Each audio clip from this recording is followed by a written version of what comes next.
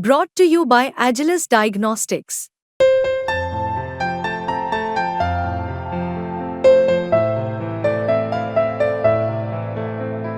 Agilus Diagnostics. नमस्कार, स्वागत है आपका क्राइम तक पर। मैं हूं आपके साथ मनीषा झा। आप देख रहे हैं वर्ल्ड क्राइम बुलेटिन। आज सबसे पहले बात करेंगे पाकिस्तान की और शुरुआत करेंगे एक वीडियो के साथ। ये वीडियो पाकिस्तान की सरकारी विमान कंपनी पाकिस्तान एयरलाइंस का है, यानी कि PIA का है, जहां पर एक एयर होस्टेस जो है वो तस्करी करते हुए नजर आई है और रंगे हाथों पकड़ी गई है। इस वीडियो में आप देख सकते हैं किस तरीके से जो अधिकारी हैं वो उसके सॉक से यानी कि मोजे से डॉलर और रियाल जो है वो निकाल रहे हैं। एयर होस्टेस इस करेंसी की तस्करी मोजे में छिपाकर करती थी। पाकिस्तानी मुद्रा में इसकी कीमत लाखों रुपए बताई जा रही है और जांच एजेंसी के कर्मचारी उसके सॉक से नोटों की गड्डियां किस तरीके से निकालते हुए नजर आ रहे हैं, आप इस वीडियो में देख सकते हैं। कस्टम के अधिकारियों ने इस कार्रवाई को अंजाम दिया है। पाकिस्तान इंटरनेशनल एयरलाइंस की एयर होस्टेस है जो रंगे हाथों रियाल और डॉलर की तस्करी करते हुए पकड़ी गई है। अगली खबर भी पाकिस्तान से ही है, जहां पाकिस्तान के 2 समुदायों में लगातार कई दिनों से जंग चल रही है। ये जंग 30 एकड़ जमीन को लेकर है। पाकिस्तान के खैबर पख्तूनख्वा के कुर्रम जिले में शिया और सुन्नी समुदाय के बीच एक जमीन के विवाद को लेकर लगातार जो हिंसा है वो भड़की जा रही है। 49 लोगों की मौत अब तक इसमें हो चुकी है।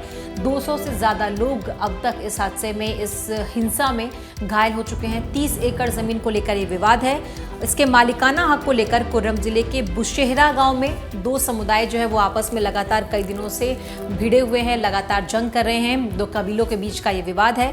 सुन्नी मिदगी और शिया मलिखेल समुदाय के बीच का ये विवाद, शुरुआत जो इसकी थी वो 2007 से हुई थी और एक बार फिर से ये जंग जो है वो भड़कती हुई नजर आ रही है। ये हिंसा जो है फिर से एक बार भड़कती हुई नजर आ रही है और अब तक 30 लोगों की जान इसमें, माफ कीजिएगा, 49 लोगों की जान इसमें जा चुकी है।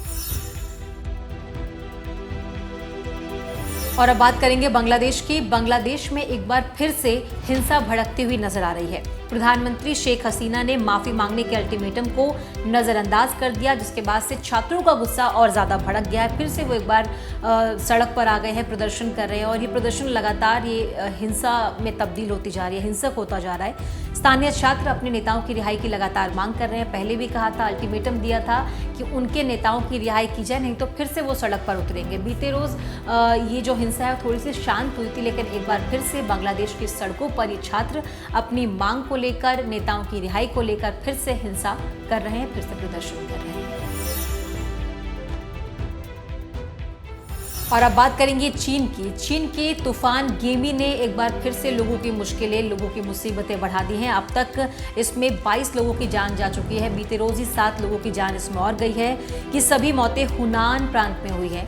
पूर्वी हुनान में कई दिनों से भारी बारिश हो रही है, जिससे पड़ोसी फुजियान प्रांत में पहुंचने के बाद तूफान गेमी चीनी तट से टकरा गया है और भयानक तबाही मचा रहा है। 11,000 से ज़्यादा लोगों को विस्थापित किया गया है, यानी कि उनकी जगह से किसी सुरक्षित स्थान पर पहुंचाया गया है। प्रशासन, सरकार लोगों को पहले से ही बता रही है, पहले से ही उन्हें जानकारी दे रही है कि किस क्षेत्र में ज़्यादा नुकसान हो सकता है, इसीलिए एहतियातन सभी सुरक्षित जगहों पर पहुंच जाए।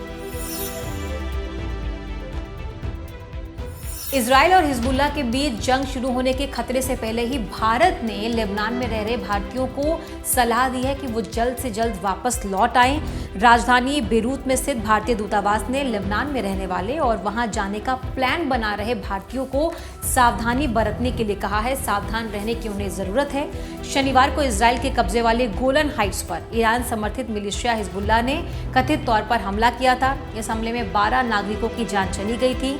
इसके बाद इजरायली सेना ने दक्षिण और पूर्वी लेबनान के गांव और कस्बों पर जवाबी कार्रवाई में बमबारी की थी और इन सबको देखते हुए भारतीय दूतावास ने कहा है कि लेबनान में रह रहे भारतीय या फिर अगर कोई वहां जाने का प्लान कर रहा है तो उन्हें सावधानी बरतने की जरूरत है। और चलिए इसी के साथ वर्ल्ड क्राइम बुलेटिन में इतना ही। आप देखते रहिए क्राइम तक।